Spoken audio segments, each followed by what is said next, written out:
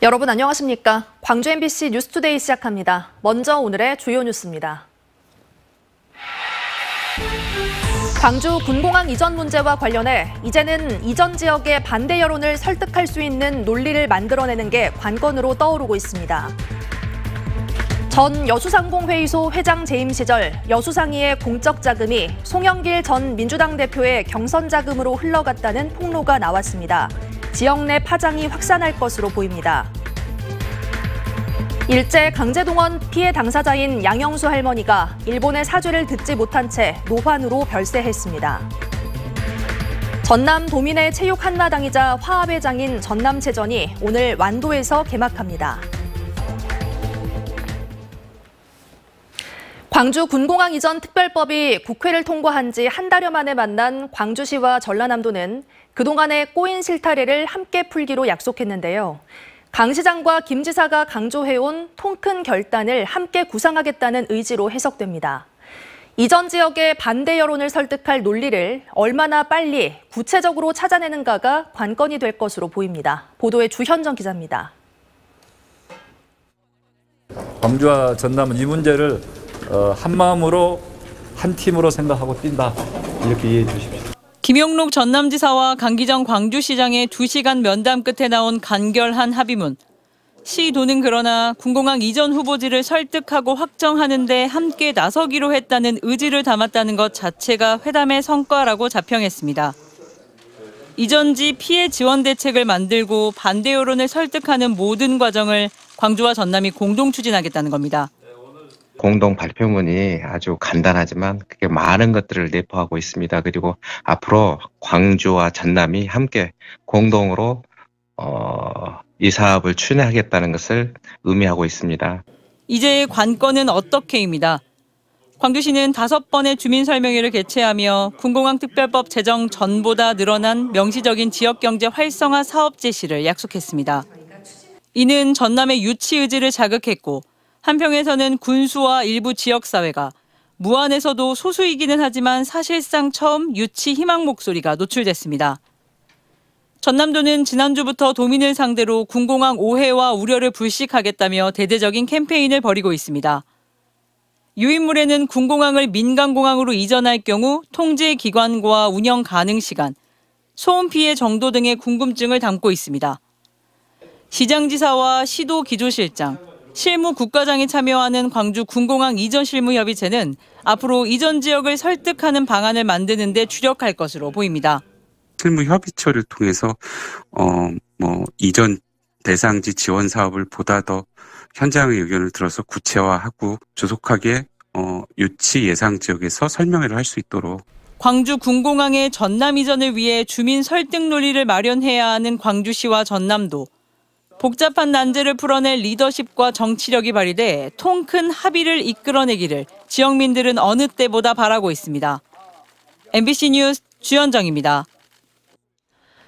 오늘은 종일 구름 많은 가운데 흐린 날씨가 예상됩니다. 현재 하늘 모습 보시면 광주와 전남 대부분 지역 구름으로 뒤덮인 모습 확인할 수 있고요. 전남 내륙 곳곳에는 가시거리 1km 안팎의 안개마저 끼어 있습니다.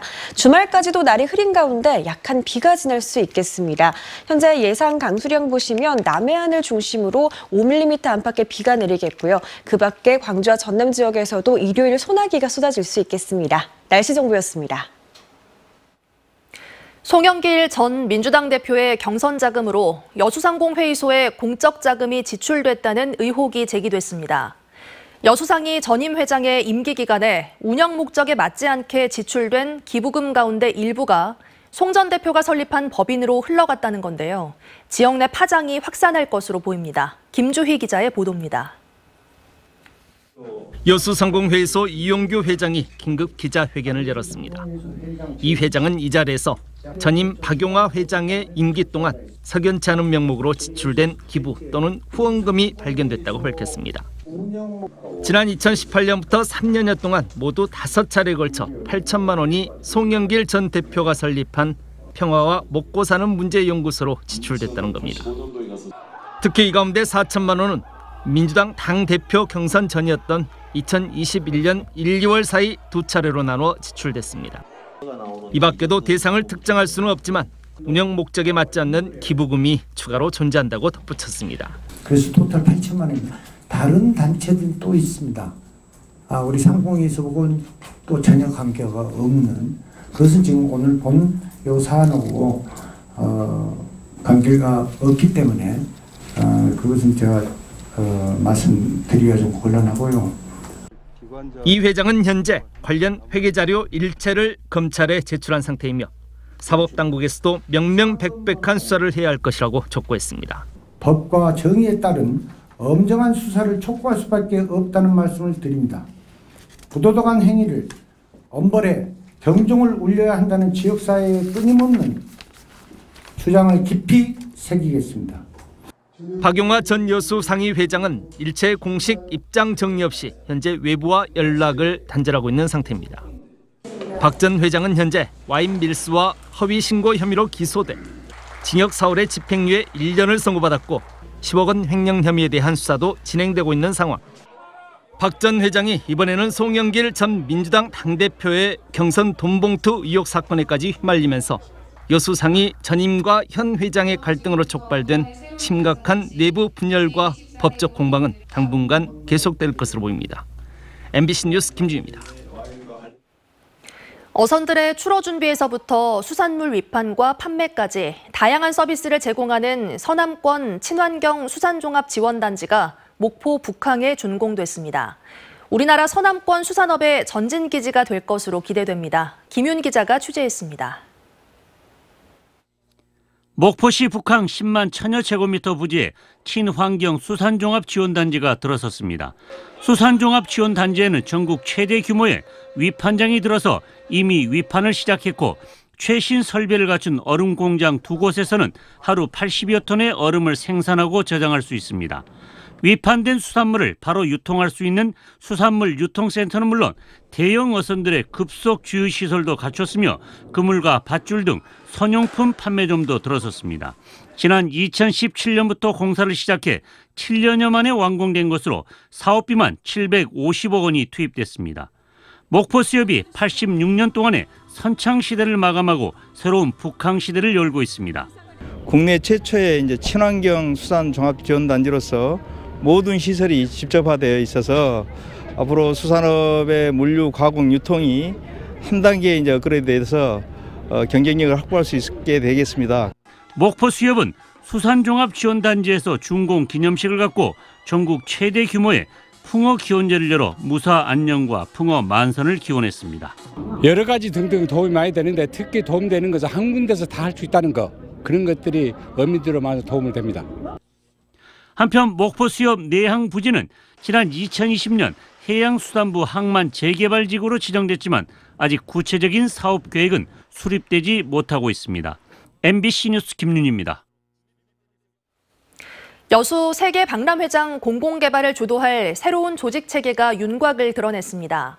박람회장 사후 활용을 맡게 된 항만공사에는 15명의 전문 인력이 충원되고 기존 박람회재단 직원들은 새로 설립되는 자회사로 편입됩니다. 보도에 문영철 기자입니다. 오는 16일부터 개발 주체가 박람회재단에서 여수광양 항만공사로 바뀌게 되는 세계 박람회장. 사후 활용을 주도할 새로운 조직체계가 윤곽을 드러냈습니다.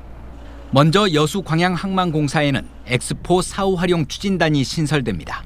추진단은 2개 부서로 나눠지는데 해양산업전략실은 박람회장 사후 활용과 공공개발을 총괄하고 투자 유치 등을 담당하게 됩니다. 또 해양복합사업부는 박람회장 활성화 사업과 운영 효율화, 자회사 관리 등을 맡습니다. 근무 인원은 단장을 포함해 15명. 내년 초까지 공모를 통해 전문가들을 채용할 계획인데 그 전까지는 항만공사 직원들이 임시로 업무를 수행합니다. 자회사도 새롭게 설립됩니다. 자회사에는 기존 박람회재단 직원 20여 명이 소속돼 박람회장 시설 운영과 유지 관리 등을 담당합니다.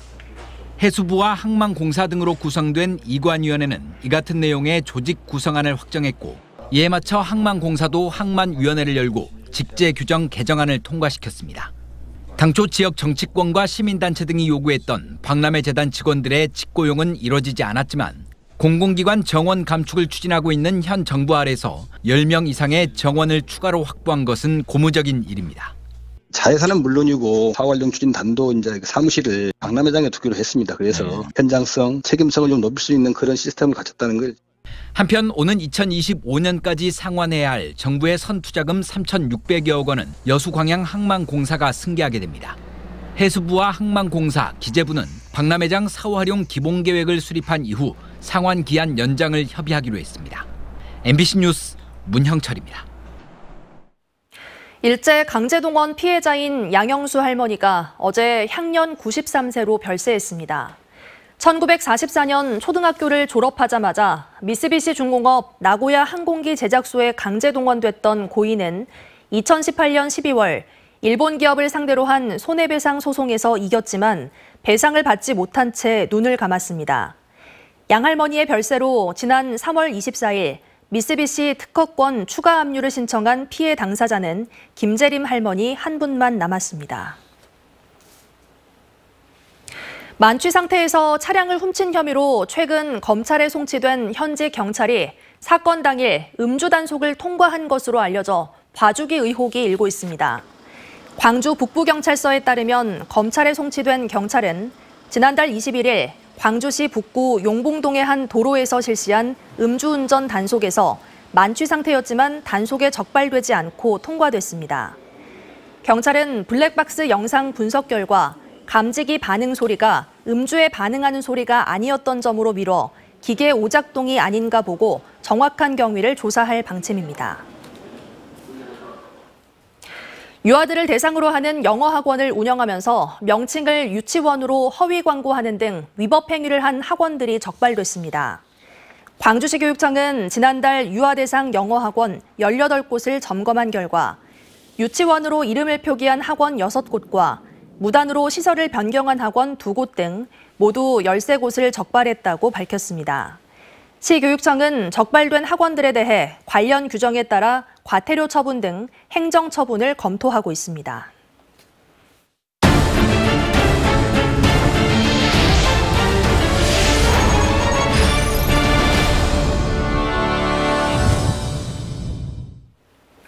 관람객이 마치 작품 속에 있는 것처럼 새로운 체험을 선사하는 몰입형 실감 전시가 개막했습니다. 5.18 43주년을 맞아 고 문병난 선생의 5.18 관련 시에 선율을 입힌 창작 오라토리오도 준비되어 있습니다. 조현성 기자가 소개합니다. 새와 꽃을 함께 그린 화조도가 전시장 벽면 한가득 파노라마처럼 펼쳐집니다. 또 다른 화면을 보고 있으면 마치 숲속에라도 와 있는 듯한 느낌입니다. 가수이자 작곡가인 하림의 배경음악까지 어우러져 몰입감은 한층 더해집니다. 국내외 회화작품 30여 점을 다양한 형태의 디지털 영상으로 재해석해 선보이는 이번 전시의 제목은 몰입 미감. 디지털 전시는 물론 원작의 이해를 돕기 위한 체험 환경까지 마련한 것이 특징입니다. 관람객들이 좀 더 편안하고 쉽게 휴식을 하면서도 어떻게 보면 작품의 이해를 가질 수 있도록 좀 더 직관적으로 이 전시를 감상하실 수 있도록 했던 게 광주를 대표하는 시인인 고 문병란 선생이 남긴 시가 13편의 연주곡으로 재탄생해 무대에 올려집니다. 올해로 4번째 마련된 5.18 창작 오라토리오 빛이여 빛이여 빛고울이여. 오라토리오는 서사적인 가사를 바탕으로 만든 대규모 악곡으로 올해는 예년과는 달리 음악의 완성도에 초점을 맞춰 관현악 연주와 합창으로만 꾸며집니다. 시인께서 표현하고자 하는 그런 시의 내용, 그런 시어들이 독창자들과 합창단에 의해서 굉장히 잘 표현이 되고 있고 공연에서는 특히 아내와 구두 닦기, 소년 등의 독주자가 나서 43년 전 당시 광주 시민들이 겪었던 아픔과 역사를 생생한 노랫말과 비장한 선율로 표현합니다. MBC 뉴스 조현성입니다. 도내에서 가장 큰 체육대회인 제62회 전남체전이 오늘 완도에서 개막합니다. 코로나19로 그동안 대회 진행에 어려움이 있었는데 올해는 모두가 함께하는 화합의 장이 될 것으로 기대됩니다. 박종호 기자가 취재했습니다. 전남체전의 시작을 알리는 성화에 불이 붙었습니다. 완도 장도에서 시작된 성화는 신지면 등 12개 읍면 260여 킬로미터를 달려 완도군청에 안치됐습니다. 저는 원래 마라톤 선수이기 때문에 뭐 가기 힘들진 않는데 하여튼 감회가 새롭고 그렇습니다. 그래서 저 역시 들뜨고 그런 기분으로 달렸어요. 24개 종목에 7천여 명의 선수단이 참가해 각 시군의 명예를 걸고 열전을 치를 예정입니다. 저희 팀 선수들 모두가 또 전국에서 내놓으라는 성적을 가지고 있기 때문에 올해도 아마 완도에서 홈 경기인 만큼 좋은 성적이 나지 않을까 그렇게 준비를 하고 있고 또 열심히 훈련을 하고 있습니다. 전국체전을 앞두고 완도 지역 공설운동장과 종목별 경기장 시설 개보수가 모두 끝났고 숙박시설 정비 등도 마무리됐습니다. 선수단과 관람객들이 즐길 수 있도록 홍보 전시관과 무료 체험 프로그램, 스포츠 체험 등 다양한 프로그램도 마련됐습니다. 전라남도는 모든 도민이 함께 즐길 수 있는 축제의 장이 될 것으로 기대하고 있습니다. 아무래도 그간의 코로나 상황에 좀 침체되어 있던 경기가 활력을 좀 빌 것으로 생각됩니다. 이번 체전이 특히 화합체전, 또 안전체전, 관광체전이 될 것 같습니다. 제62회 전남체전은 화합을 주제로 오는 15일까지 완도에서 펼쳐집니다. MBC 뉴스 박종호입니다. 광주시가 통폐합 등 공공기관 구조 혁신을 위해 제출한 조례안들이 광주시의회를 통과했습니다. 광주시의회는 본회의를 열고 광주지방공사 전시 컨벤션센터 설치 조례 개정안 등 공공기관 통폐합, 기능 강화와 관련한 조례안 7건을 상정해 의결했다고 밝혔습니다. 이에 따라 광주시는 산하 공공기관을 현재 24곳에서 20곳으로 줄이고 일부 기관의 명칭을 바꾸며 기능을 강화하는 혁신안을 본격적으로 추진할 계획입니다.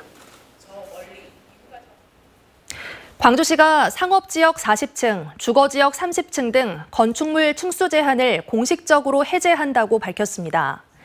광주시는 지난 2021년 7월부터 시행한 건축물 높이 관리 원칙의 운영 종료를 어제부터 31일까지 행정 예고했습니다. 이는 지난 2월 발표한 도시경관 건축물 디자인 향상 추진 방안의 후속 조치로 광주시는 일률적인 층수 규제를 없애고 지역별 특성에 맞는 건축 디자인과 스카이라인을 형성할 계획이라고 밝혔습니다. 시민들의 정치 공감대를 형성하고 성숙한 민주주의 발전을 위한 정치 토론회가 어제 광주에서 열렸습니다. 민주정치 소행성이 주최하고 김대중재단 청년위원회 등의 주관으로 열린 별별 정치 축제는 광주 민주주의 역사와 시민사회 활동의 역할과 방향 등 3가지 주제로 토론회가 진행됐습니다. 이번 토론회를 주최한 민주정치 소행성은 앞으로 정치 전문가 등을 초청해 다양한 행사 등을 개최할 예정이라고 밝혔습니다. 복지 공동체 발전에 이바지한 기업가와 전국 최초 장애인 직장운동 경기부 등이 올해 광주 시민 대상 수상자로 선정됐습니다. 시민 대상 수상 주인공은 지역 인재 육성과 소아암 환자 지원, 해외 의료 취약지 봉사 등을 실천한 윤풍식 국민그룹 회장과 직장운동부로 시작해 국가대표로까지 활동하고 있는 광주시 장애인 직장운동 경기부 탁구팀 등 4명입니다. 수상자들은 오는 21일 광주 시민의 날 기념식에서 상패를 받고 광주시청에 조성된 명예의 전당에도 헌액됩니다.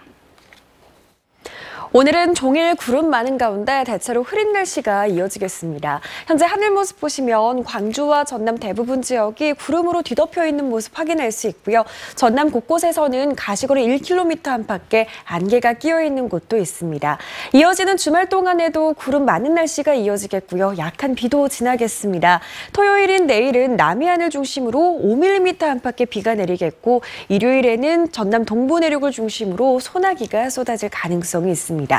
오늘 구름이 많이 끼면서 낮 기온은 내림세를 보이겠습니다. 광주의 아침 기온은 14도 안팎으로 어제보다 2도가량 높은 기온으로 시작했는데요.